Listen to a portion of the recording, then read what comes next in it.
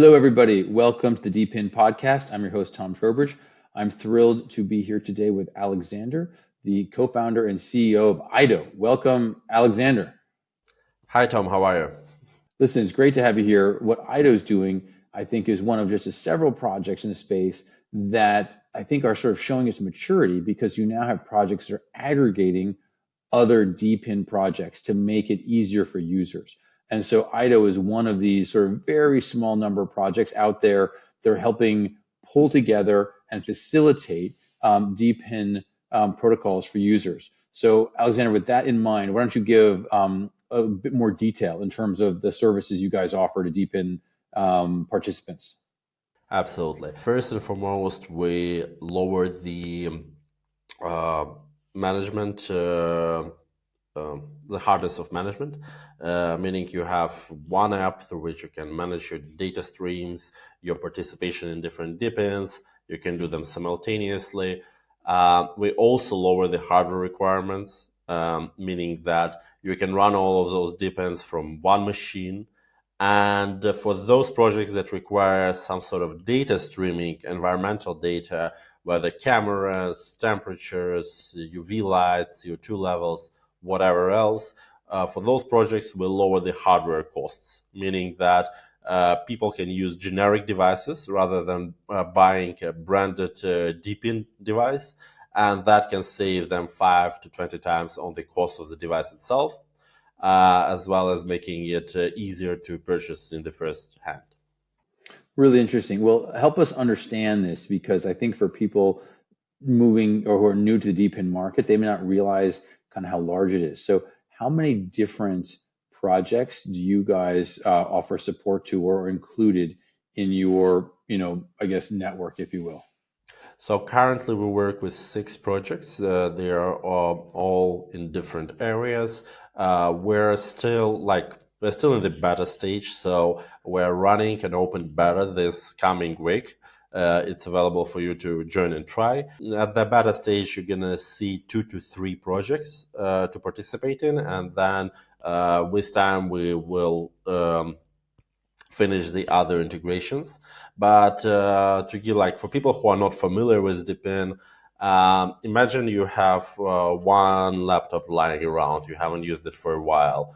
You open it up, you download AYDO, and you can share the Wi-Fi. You can become like a Wi-Fi sport. And for that, you receive some rewards. If some people use your Wi-Fi through that computer, they pay for it. You get a cut of that. You can be a VPN node, meaning that we all use VPN to some extent. I would say most of the people. Now you can be part of the VPN network, getting paid for being online and getting paid if people use you as a VPN node. You may have some smart home sensors, or maybe you want to participate in data streaming. So you can put those sensors outside of your house and stream the data to the projects that are willing to buy it. Maybe you want to do some computation on your computer, so you can join projects that require you to do some compute and get rewarded for that. So basically, you have equipment lying around, makes you no money. You join DePIN, you utilize your hardware 100%, and you're getting rewarded for that. So that's the idea behind DePIN. We make it cheaper and we make it easier. Super interesting. And how many, those you said 6 projects. Can you name those projects? So some of them: Mysterium VPN, 375 AI, Coin Network, Wayru, Axon, and we're also in talks with one more project. We also have NetSapio, another VPN service. So yeah. Great. And are you going to add additional projects over time? Are you going to have a So yeah, scaled rollout? the idea, we don't for us, we're in the boat with the user. So when it comes to our business model, if we lower hardware costs, we take a cut from the rewards, so it's a profit share with the user. If we just add aggregation as a benefit, we take a referral payment from the project. And for us, all those payments and all those cuts are native tokens or native rewards of those projects, meaning that we don't want projects that like pay nothing, or we don't want projects that just out there giving token for no reason. We want projects that have business models under the hood. And we are always open to get more projects on board. Essentially, we want to commoditize data. We want to commoditize computation, data storage, Wi-Fi, internet bandwidth, and having that all in one platform and being able to compare apples to apples gives us more commoditization from both user side and also from the project side. So yeah. Well, listen, it's a great concept, and so is the idea that you go to AYDO, you have one portal, and through that portal, you give people the option of what they want to do. They can, as you said, share bandwidth, they could share VPN, they can do a variety of different things, and then you guys take care of which DePIN project accesses and maximizes the value for each of those criteria or each of those services? So for us, it's a balance of relationship. So from one hand, we want user to make as much money as they can because we take a profit share or a cut or referral payments. So meaning the more you make, the more we make. On the other hand, we want projects to have sustainable business models. So when we come to projects, currently a lot of them, if they go especially with universal payout models, they usually stuck with an unsustainable tokenomics, where they have to pay same amount of rewards, same amount of tokens, regardless of the value. What we let the projects do is discriminate. Hey, pay for the things that brings value to you. Pay for the things that you can make money on. And what that allows is basically for projects to have more efficient economy. By having many projects on board, we allow users to pick the one that makes sense for them. So it's not like you purchase some equipment and then you figure out how much you're making. It's more about you see the options and then you see approximate payouts, and you can calculate your ROI and make a decision if you want. Usually most of the projects don't even require additional hardware, but if they do, you can make the calculations beforehand. And the benefit of that is we also lower the search cost for the user, because even if we take two VPN services, they may have different representation of the nodes. So let's say you're in Switzerland, and one project may have a lot of nodes in the Switzerland. They don't need more, so there doesn't make sense for them to pay extra. While the other project may have a lot of nodes in Sweden, but they want somebody in Switzerland, so they're willing to pay extra. So this way we bring efficiency to the market instead of trying to. Instead of having this focus on the token and the branding, it's rather like, hey, you have data. These people have business model around data, and it's a commodity. So let's make it more efficient. And listen, I grasp that. I've got two more questions for you on at least. But first, do people sign up directly with those projects, or do you sign up on behalf of them based on? So they sign up directly. So basically, one of the additional benefits we bring in, if you stream any data, we tell you exactly what you are sharing and what you're streaming. So basically, if the project tells us, hey, after the integration, we need this type of data from the user, and we need, for example, their email, we will tell you, hey, if you join this project, this is information you will share. So this is very open, but we're not making decisions on your end. We're not aggregating your data and sending it. We basically give you a way to connect through with the project directly and send your data and receive rewards. So you're you basically provide a front end. Is it a front end to these projects, is it? Yes. Okay, so more of a front end that then people still will sign up individually for each of these 6 you mentioned, right? So for the registration is also simplified. So for example, once you register with us, and if you want to join the project, you can say join, send them my information, and you don't have to go through the separate registration process and stuff like that. So basically, we'll send the information, they'll give an account ID, yada, yada, yada. For you, it's basically you click, hey, I want to join. You connect the wallet to which you want to receive the rewards if they have tokens, and that's it. You participate, you receive rewards. So you don't have to go through each of them like individually. Okay, great. Well, that sounds useful. And so I guess at scale, you'd want to, there's no limit. The only thing gets a little interesting is if you have multiple projects in the same vertical, right? Multiple VPN or multiple data ones. And how do you pick? How do users pick? That then that starts to get a little interesting, I think. That's a question we thought about a lot. So when it comes to the data, the idea is you can stream one type of data from one sensor just to one project. Otherwise, it loses value a lot. If you send it to two projects, it's like all of a sudden lost most of its value just because like you have to think about the business model behind it. So when they buy your data, they are trying to, like, they're businesses. They're not like charities. So they have some sort of business, and that business may be aggregation of data and reselling it, or that may be doing analysis of that data and selling the analysis. Now, that have value if it's not publicly available. If they have the same data set as the other guy, that for the final buyer, which may be, for example, a hedge fund or an AI model, they want exclusive rights. If they know that, hey, we can buy the same data from the other guy, they're making it cheaper, or we buy this data and our competitors buy this data, we lose the alpha here. So that drops the value. So here, the important part when it comes to data streaming, it's having the ability to stream just one data buyer at one moment.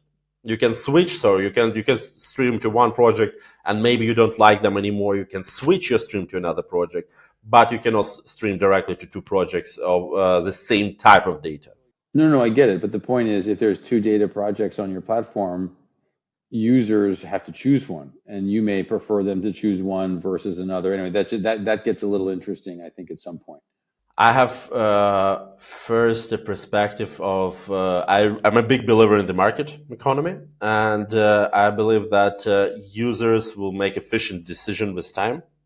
So again, if I stream my data, if I'm spending my resources, I will probably go look at the project, go look at the tokenomics. Maybe somebody will monitor their news and stuff like that. So people will assign some sort of risk to the project, and then they will compare it to the rewards they get and the potential value of those rewards. So, and that is a dynamic thing. Today and tomorrow can be a different type of this ratio for each of the projects. So for me, I want users to make decisions for themselves, and I believe they will make efficient decisions most of the time. So we are not we're very tough on the idea that we don't tell you, hey, you have to stream to this project, or this one is better than the other one. We tell the projects, hey, you pick up a way to stimulate the user, and let them compete for your data. Excellent. Listen, let's back up. Let's talk about Alexander. How did you get involved here? How did you found AYDO? Tell us about your journey to get here. So I have a traditional financial background, and roughly during the COVID, I had a small startup. We did get partially involved in the Web3. We touched it a bit. After that, I worked for a Web3 company in UAE for a year, and I realized what I love about Web3, and it's not the blockchain part with the security, decentralization, but rather the Web3 economy part. That's what really makes me excited. The idea of a totally different payout system and the idea of cheap microtransactions. With that being said, I wanted to open a startup, and I had my co-founder who owned a company that was doing smart homes, and it was basically Taylor's Smart Homes company that has been in business for like 4 years, and they had this expertise in connecting devices. So that's how we decided, hey, we should get into the connect the Web3 and the technology we have and get out there. So at that time, DePIN was like still kind of getting its term. We didn't know, like we think we probably are DePIN, but there was maybe 200 projects in total out there, maybe even less, maybe 50 you heard of. So yeah, so we started doing that, and then we realized that you have very different ways to monetize data, but each of the startups is basically having their own way, and it's very hard to compete there. But there is a problem of hardware when it comes to data streaming. So there is a problem of that the hardware has ecosystem locks, that the hardware is expensive, it's not available in many countries, and the whole thing doesn't have a very attractive ROIs. And we have the technology to connect generic hardware. So we started working in that direction. And with that, we realized, okay, if we provide the connectivity to basically to the projects, why don't we also support other types of DePIN? So, and that's basically where we are right now. So we help lower, like our advantage is helping lower hardware costs, but also giving you the ease of managing your streamings and do it in one place and have a platform where you can reduce your search costs.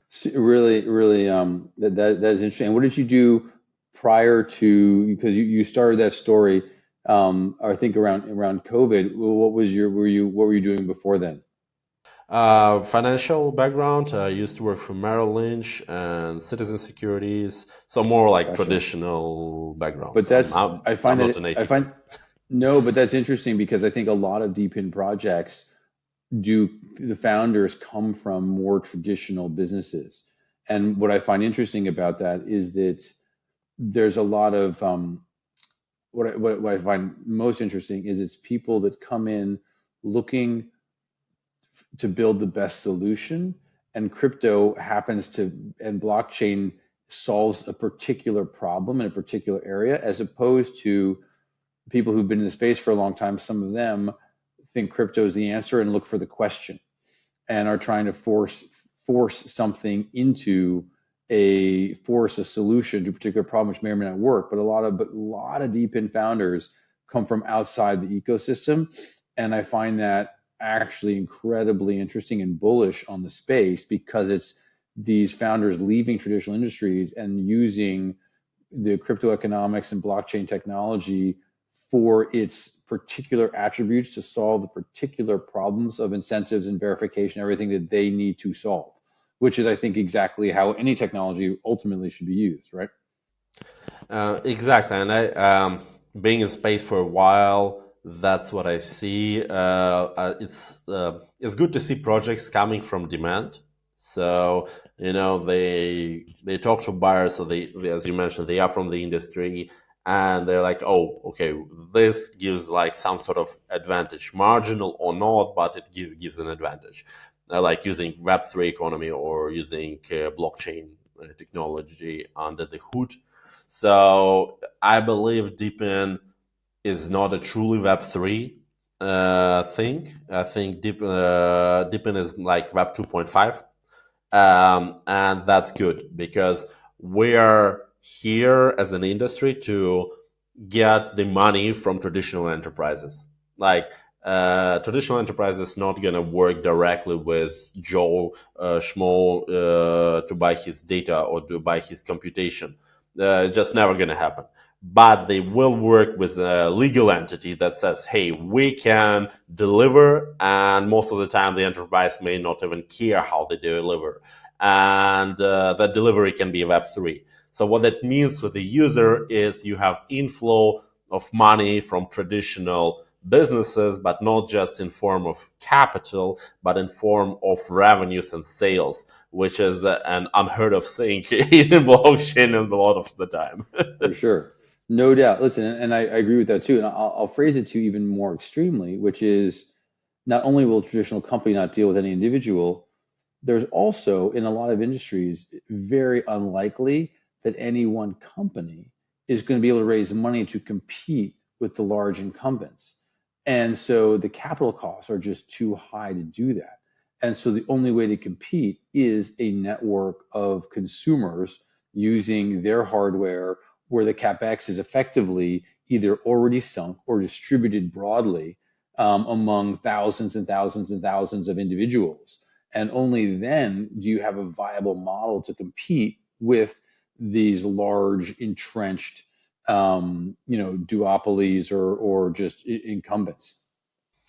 I mean, pretty much. I mean, in a way, DePIN is, I don't remember who said that, but it's like an Uber for your hardware.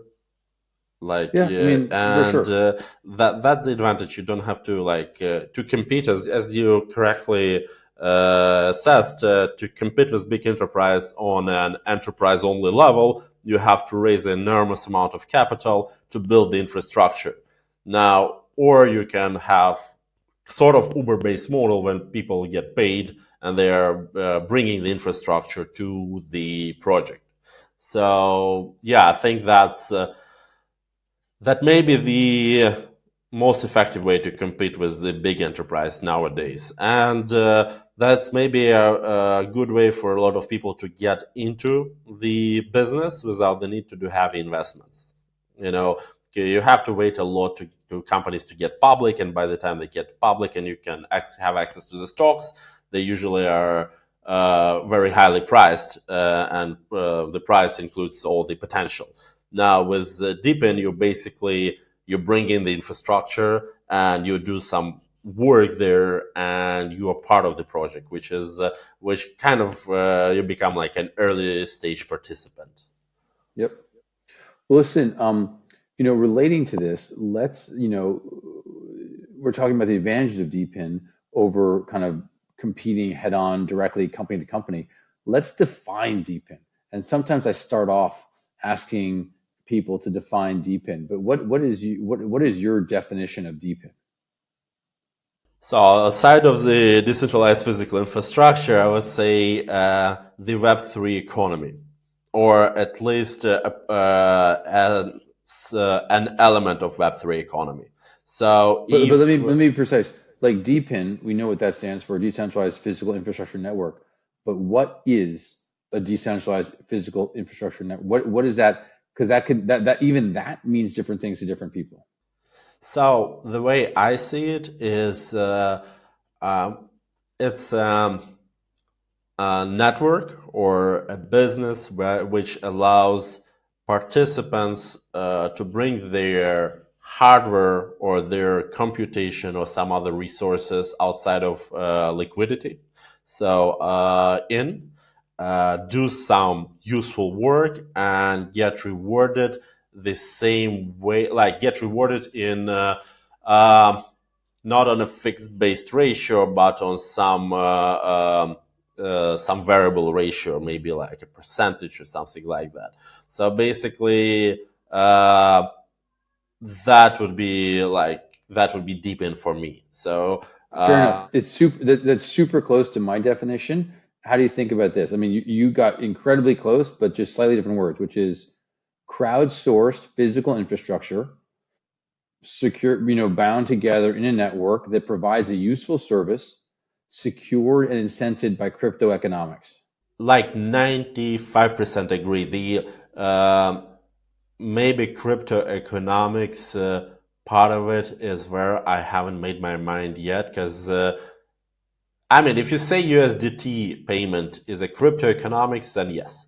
Uh, that's like I had a bit. I had one of the guys who approached me. They had a brilliant idea of working with the radio, basically doing some analysis. Not going to go in details of the business model, but they didn't have tokens. They're like, hey, we need infrastructure to get the data in particular areas, and we need the data because we have a buyer with specific need. We're just looking to get the data, and we don't have any tokenomics. We pay USDT, and I still consider them a DePIN project, even though they don't have they use DePIN just like for a very particular reason. We need data from specific areas, and because those areas are far away from each other, different countries, different cities, and it's easier for us to like do it through direct incentive to people to collect the data. So for me, it's a DePIN project, but it's a DePIN project without tokenomics. It's like very close to like Web2, but still. Yeah, that's super interesting because then you get into the fact, is Uber DePIN? Yeah, that's a good question. That's a good question. If they start using smart contracts and USDT, for me, they probably will be part of the definition. Could be. I guess then it's about decentralized capacity, not decentralized governance. Yeah, so I have an opinion. Honestly speaking, I have an opinion about governance. I believe it's a point of failure for a lot of projects when they start doing decentralized, like fully decentralized governance from day one. Because when you're a small startup, your advantage is flexibility and ability to make decisions on the spot.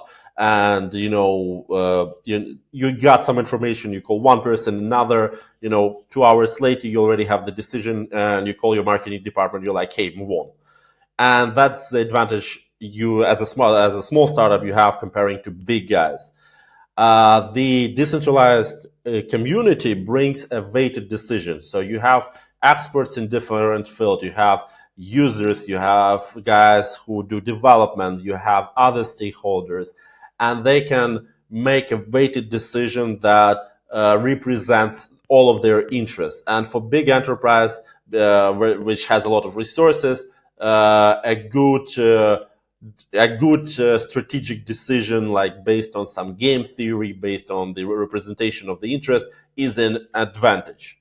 So I'm a believer that as a small project, you probably should be like a direct command, and the more mature business becomes, the more it benefits from decentralized authority. So I believe it should be like a gradual transition process rather than, hey, we're doing decentralized from day one. Now let's figure out like the logo and the name and the Well, like. yeah, I know, but the easy fix to that is delegation. And you can still have decentralization that delegates a whole swath of activities to a particular either subgroup of participants. And so, for example, at Fluence, the Fluence is decentralized from when we launched the token, but the DAO has basically entered into a contract with Cloudless Labs to do the marketing and to continue the development of the project. And so the DAO sits over here and deals with token issuances and hiring different groups and everything like that. But it can delegate a significant amount to different groups. Now that delegation can end; it's not in perpetuity, right? So right, it does not like if you had that every single decision have everybody weigh in on, forget about it. It's not going to work. I completely agree with you. So but it's about figuring out, okay, can we get the community to agree to hire X provider to do whatever that function is, right? Just the way and if you do that, then you got a shot. That's the other thing is like, for example, we one of the things we have on the roadmap is on-demand data streams, meaning that you need a particular type of data stream for your AI model. You make a request for it, and basically people can join the contract.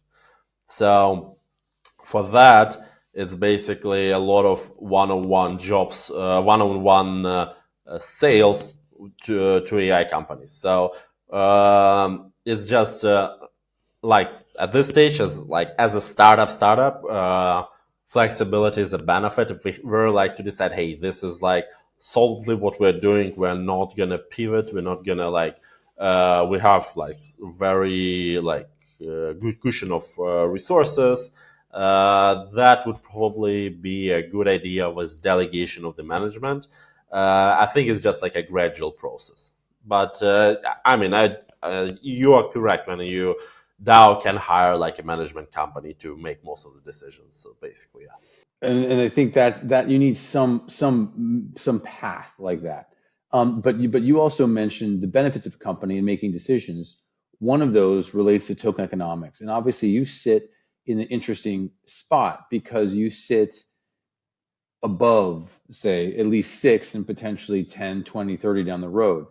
Are there any observations you have on token economics that work, that don't work, on things that should be included or not included?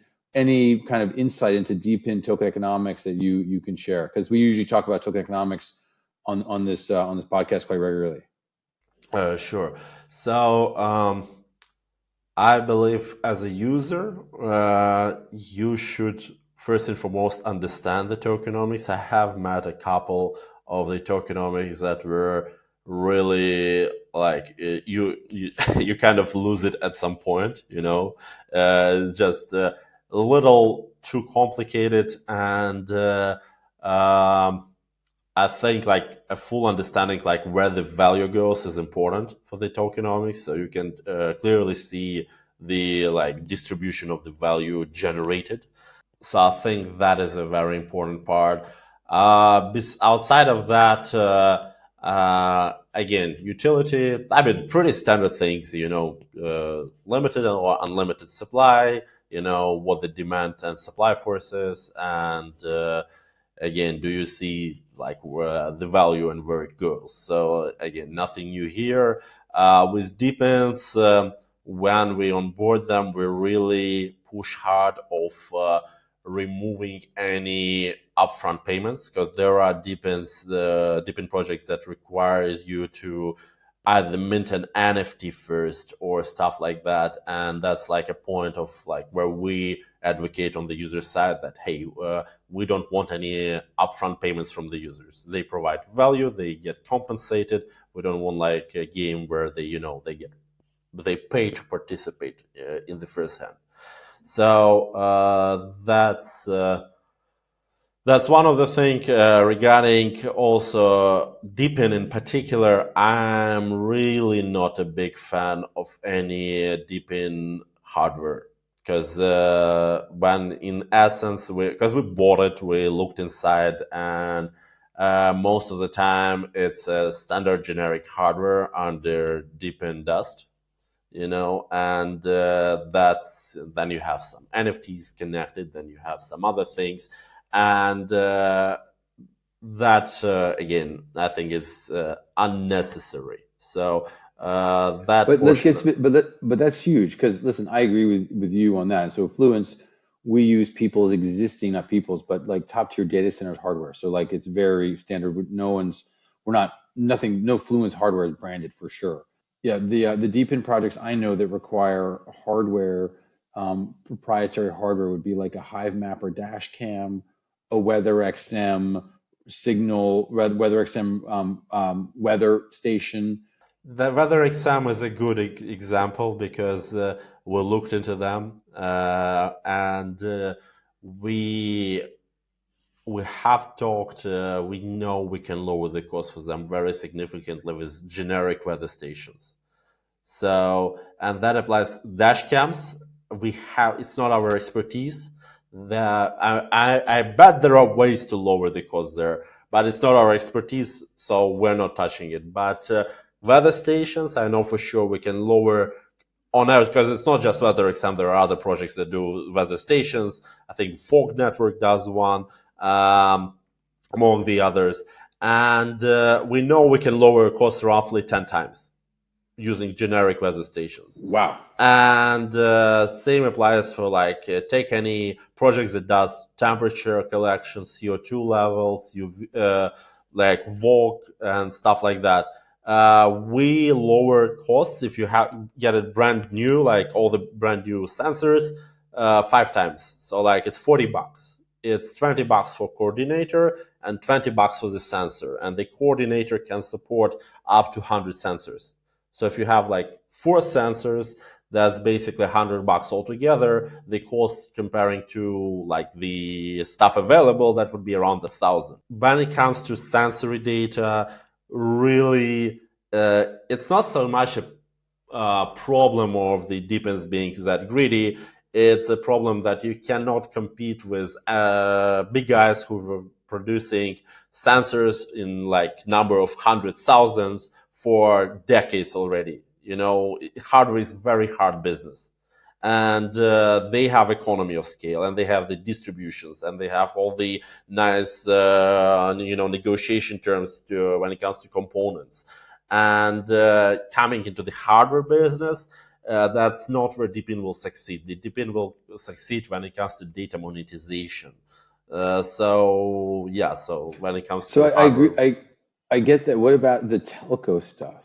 Like whether it is a Helium or an XNet or any of those. Have you looked at those, Wi-Fi routers or, any of those? Wi-Fi, you can reduce the cost. I know 100%. With Helium, we haven't researched it that heavily because again, we have limited resources. So we're trying to like, okay, which startups are ready to work with us? Who can we integrate? And how much time will it take us? Yep, So yep, we yep. I kind get it. of currently we're doing cameras, temperature, humidity, and such with smart home sensors, VPN services, computation, and Wi-Fi sharing. So that's what we're currently integrating. After that, we know weather stations. It's gonna take some time, but we know 100% we can support generic weather stations. Helium and similar networks, I'm pretty sure we can, but again, we haven't researched it deeply, so I'm not gonna like give any 100% promises. Well, interesting. Well, then tell us, help us understand scale. Where do you think, IDO can go? Help us, whether that's dependent on, how many projects you want to integrate, the users they'll have, the users you'll have. Help us understand kind of the blue sky plan for IDO and kind of where you go. So first and foremost, I think DePIN is a business. So when it comes to DePIN projects, uh, they benefit from working with us because they have access to the user base who are already familiar with what is DePIN, and they can get more data they need. So they can say, hey, I need specific data that I know will generate value for me as a business, and I'm willing to pay for it because I know I can monetize it and make more money on it than what I'm paying. And those projects, they benefit a lot from the participation just in aggregation alone. Now, the way I see it, we gonna grow with the projects we work with, and the bigger the network, the more we become attractive. For all of us, become attractive to traditional enterprise buyers. So our niche is on-demand data streams. What I want to bring on is on-demand data streaming to AI models, and that's basically where we see the revenue generated in the future, or the primarily bulk of it. Again, not from the monetization, but we want to let people who run the AI models, or the AI models that interact with real world, like the AI agents, coming in saying, hey, we need some sort of data stream, and we are paying whatever. So, like, we're paying USDT, or we're paying AYDO, or whatever else. And that's basically the way I see it's growing. Also, supporting more and more devices. Basically, making DePIN a commodity, making DePIN a way to generate revenue for the user, where they can I spend X amount on hardware, I put it there, I let it sit, and it produces some value for me and produces some money for me, and I make my money back in 2 years, stuff like that. And basically, we want it to be like not a underground movement, but more of like a mainstream, like mining become back in the day, because DePIN is basically mining, but instead of mining smart, like another block, you're giving value. But and I grasp all that, but help us understand numbers. Like you want to have X users on IDO. You want to have super number of projects, or pick a metric, data transferred. How do we think about what's your ambition, whatever it is? So for us, it's value because we want enterprises or big AIs come in and make requests of data. So we want big enterprise to come in and say, hey, I need a data set of particular sort and I'm paying for it money, or I want a data stream of particular sort for X amount of time and I'm paying money for it. And that doesn't necessarily mean hundreds of thousands of users. What it means is you have users in areas that are valuable. Because if you're in New York City on Manhattan, there is probably demand for that data. If you are in the middle of the nowhere in some bumblefuck, there may be no demand for the data. And I need like one person in Manhattan rather than 100 people in the areas that have no value. So what I like, my goal is to get users that in the areas that have value, have those users many devices, have those users staying online and streaming to DePIN projects and making returns on their investments, and having big enterprise coming in on occasion and saying, hey, we're running this new AI model, we need a data set, and get us. Maybe we'll kind of reduce the contract to this smart contract on the chain, or maybe they'll do it directly depending on the company. And the beauty of it is enterprise has money. Like $1 million, for me, it sounds a lot, right? As a user, for enterprise, when it comes to data sets, that's the money that get lost in transactions. Like they buy a lot of data. They used all the openly available data. They are willing to pay for proprietary. They are flushed with cash right now.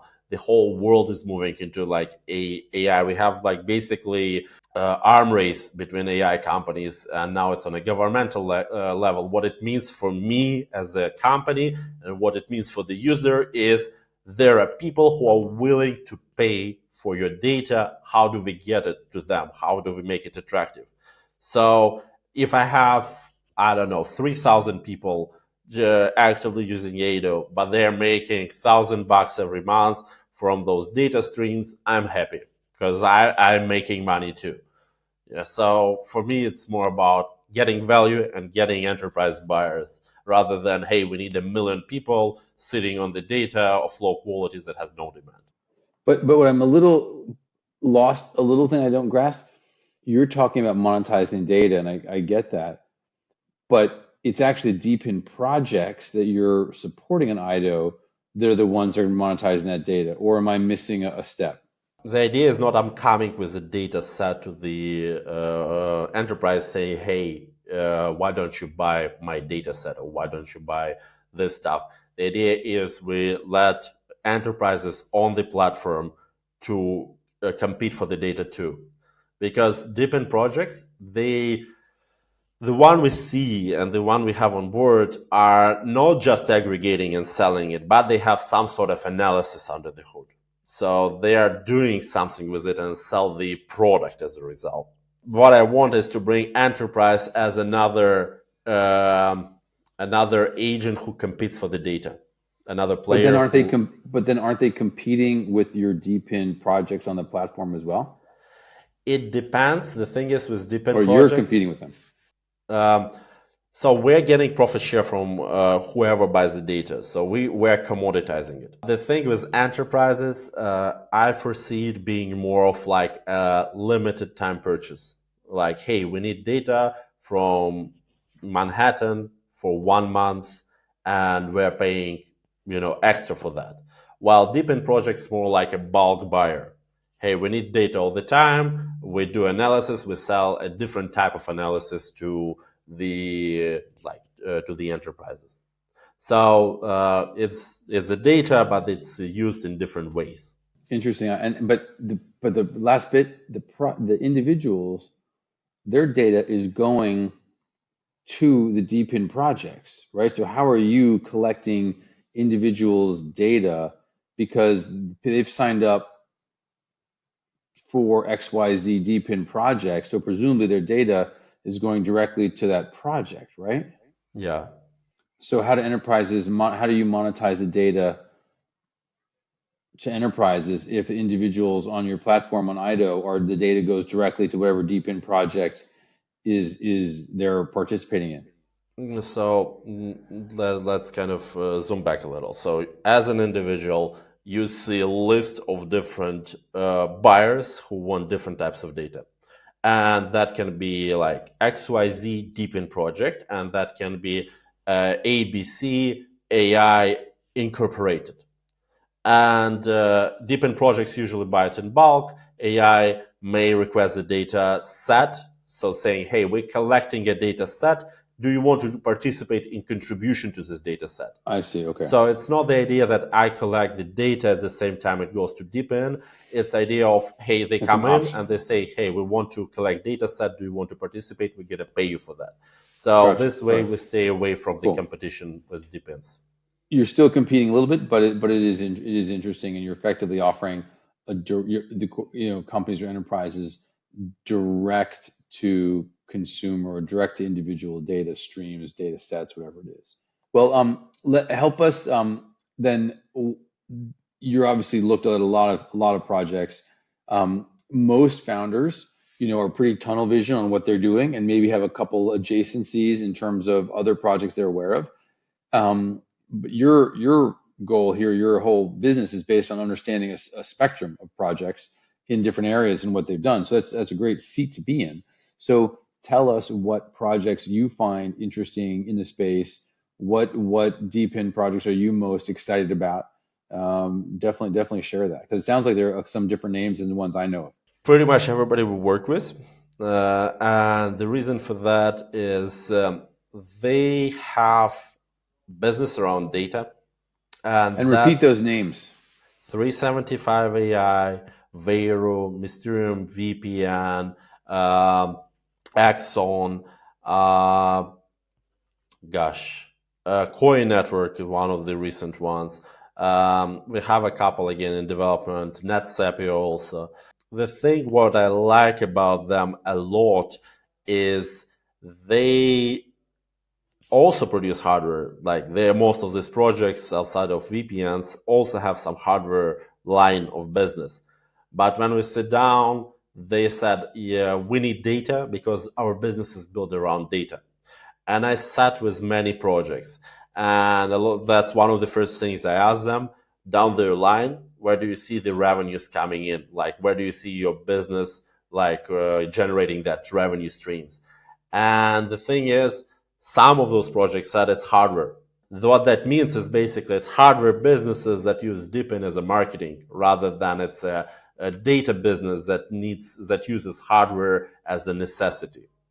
So projects that are on board with us, at least they have down the road the revenue from the data, and that's why they joined us. So the projects who again anticipate sales of hardware, they are not our clients, but also it gives you a lot of food for thought, like where is the tokenomic going, like what is the whole thing. Super cool. Well, listen, been really terrific to learn about all this. How do people participate in AYDO? How do people sign up? How do they find you? Give us the ways to do that. So just go to AYDO.ai. We are having an open beta. Just follow the registration, download the app, and join. Just a heads up. Currently, it's a little more technical. We're working on making it more user friendly. So I would say if you know what Linux is, it will be comfortable. If you never heard of it, again, join, give it a try. We try to make the user guide very straightforward, but again, if you find it too technical, come back in 2 months. We're working on a user friendly. So AYDO.ai, and also follow our X, which is AYDO_AI. Excellent. Listen, Alexander, thanks for being on. Really interesting to learn. Terrific conversation. Thanks again. Thank you, Tom.